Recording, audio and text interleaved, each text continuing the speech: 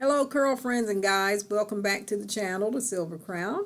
If this is your first time stopping by, we're glad you're here. I hope you'll have some input and leave some comments below. You guys don't forget to thumbs up the video if you like it. Thumbs it up if you don't like it, because you might like the next one. So there you go. Anyhow, I want to talk to you about winter hair care for naturals. So hang in there with me, and I shall be right back with some of the things that I have here I want to show you.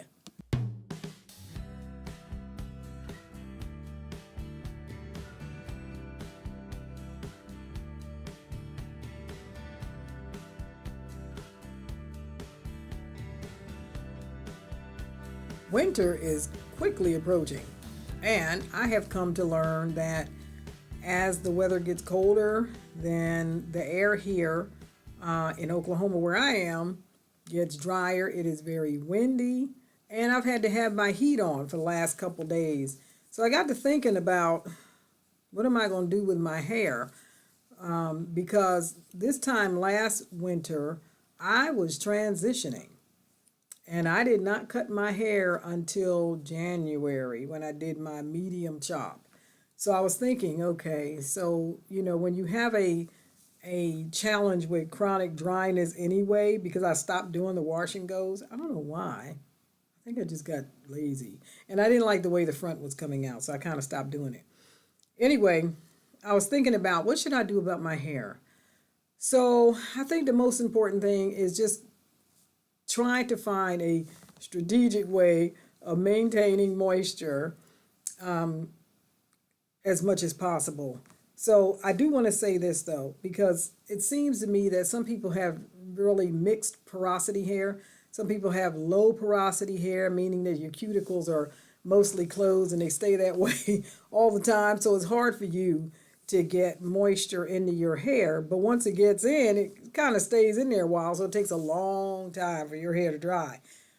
The rest of us that have high porosity hair, most of my hair is high porosity. I have a patch in the back that's low porosity. There you go. Anyhow, coconut oil is my friend when it comes to sealing up my hair.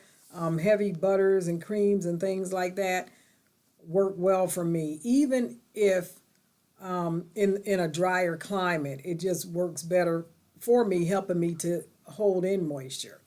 But you guys and gals that are low porosity, this is your enemy. Let me tell you, you probably should stay away from the proteins and stuff like this, because it'll seal your hair shut and your hair will be dry and brittle and break, and all that is the exact opposite of how it will affect hair that is high porosity. So I wanted to make a couple of suggestions, and some of you might not have done your big chop yet. Maybe you have done your big chop. Maybe this would be your first winter being completely natural like me.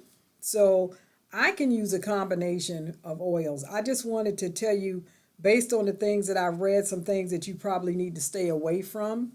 If your low porosity is coconut oil, avocado oil, castor oil, and shea butter. Things that are heavy like that. Things that would probably work best for you would be jojoba oil, argan oil, things that are very thin, olive oil, very thin, very light, mild oils that don't solidify at room temperature.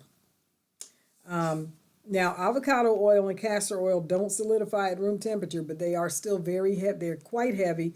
They don't penetrate. They just sit on top of the hair, and that's not what you need. Somebody like me, I need something that sits on top of the hair and keeps the moisture in so that my hair doesn't break and fall off.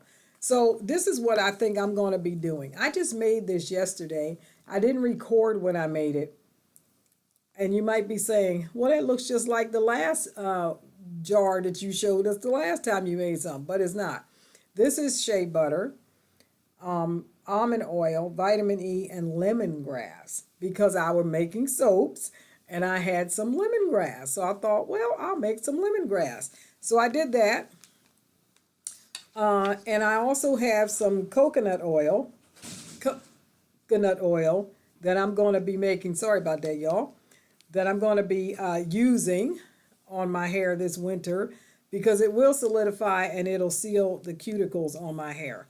So I just want to make that suggestion to you all, that if you're having trouble with dryness and all that, but just keep in mind now, if you like to be warm as snug as a bug in a rug in your house, and you like to keep your temperature up past 76 degrees, you will have a meltdown. This stuff, it'll start running down your head, okay? So I just want to let you know that it does melt at 76 degrees.